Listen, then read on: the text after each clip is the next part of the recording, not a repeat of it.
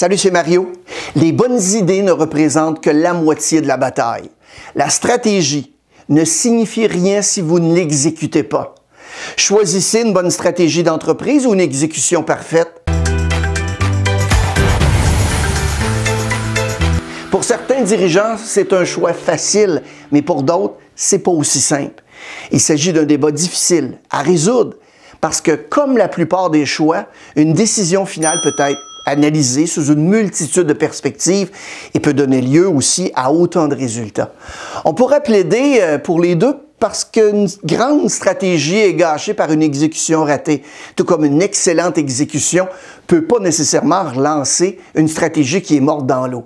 Cependant, la vérité est que se concentrer sur la division égale de votre temps entre la stratégie et l'exécution est non seulement inefficace, mais aussi une perte de temps.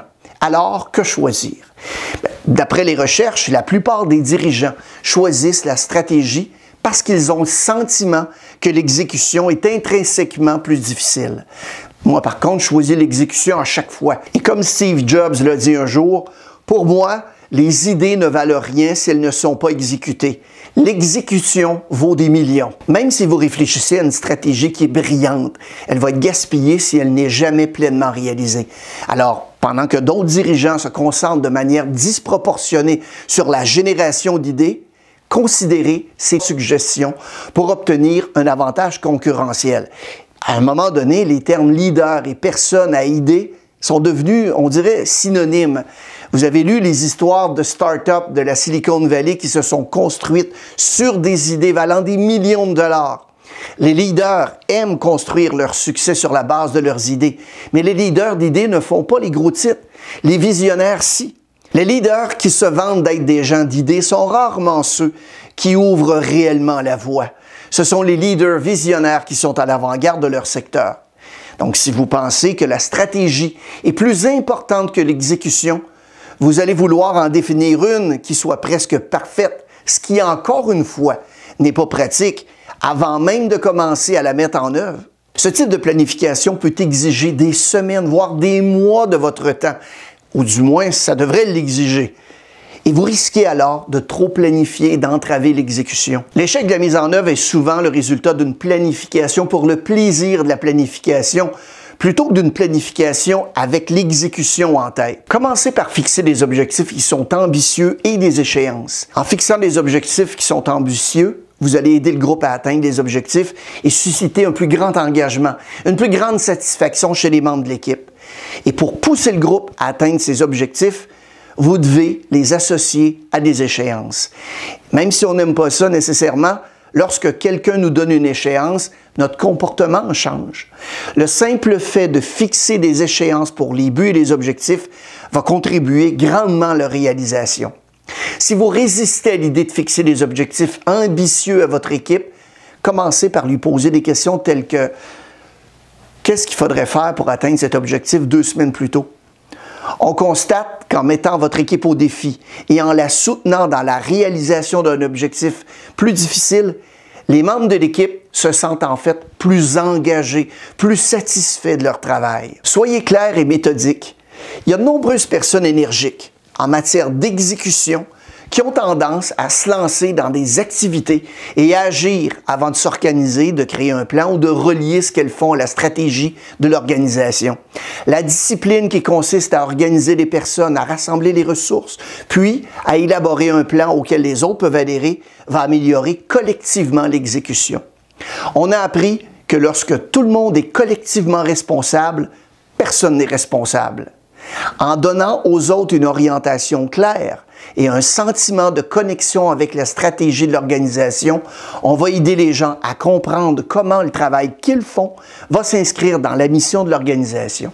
Vous devez aussi donner plus de feedback, surtout plus de feedback positif. Il s'agit d'améliorer l'exécution par la motivation intrinsèque plutôt que par des objectifs et des délais.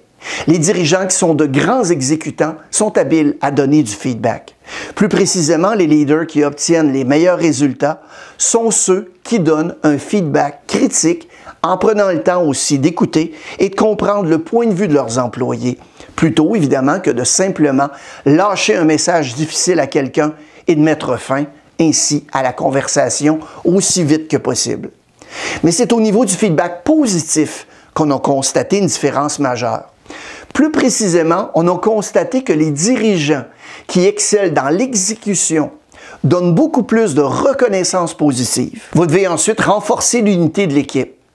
Avez-vous déjà fait partie d'une équipe si formidable que vous aimiez venir travailler? Les équipes de ce type font probablement tout ou presque tout ce qui précède. Les tâches sont claires, les processus sont logiques, les délais sont ambitieux mais justes et le feedback est abondant, mais elles font aussi quelque chose de plus. Dans ces équipes, le patron n'est pas le seul à motiver les membres de l'équipe. Les attentes des autres membres de l'équipe sont également de puissants facteurs de motivation. La création de ce type de culture d'équipe, c'est un élément important d'une bonne exécution. Si la constitution d'équipe performante comprend de nombreux aspects, notre expérience nous a montré que la résolution des conflits est sans doute l'élément le plus important sur lequel les dirigeants doivent se concentrer. Parce qu'en effet, de nombreux problèmes au sein d'une équipe proviennent de différences et de conflits entre les membres de l'équipe. Et dans les équipes très performantes, les membres de l'équipe se font confiance et les conflits sont constructifs et non destructeurs ou personnels. Enfin, si vous êtes arrivé jusqu'ici dans cette vidéo et que vous avez vraiment l'impression de faire toutes ces choses, mais que vous êtes perçu toujours comme une personne ayant un problème d'exécution, considérez ceci. Dans nos recherches, on a également constaté qu'il existe une relation presque univoque entre les leaders qui sont considérés comme rapides et ceux qui sont considérés comme de grands exécutants. Nos travaux précédents ont montré que certains des éléments ci-dessus, fixer des objectifs ambitieux, mettre en place des processus clairs et instaurer la confiance, par exemple, vont vous aider à avancer plus rapidement. Mais il se peut que vous deviez aussi donner à vos pairs et à vos supérieurs des preuves de votre rapidité. Par exemple, en étant plus transparent sur le nombre de projets sur lesquels vous travaillez et aussi sur leur état d'avancement. Les compétences d'exécution permettent aux employés d'accomplir des tâches de manière rapide, mais aussi efficace. Il s'agit de compétences qui sont importantes à posséder parce que l'exécution peut motiver les gens à travailler davantage et de manière productive, ce qui évidemment va contribuer à la prospérité de l'entreprise.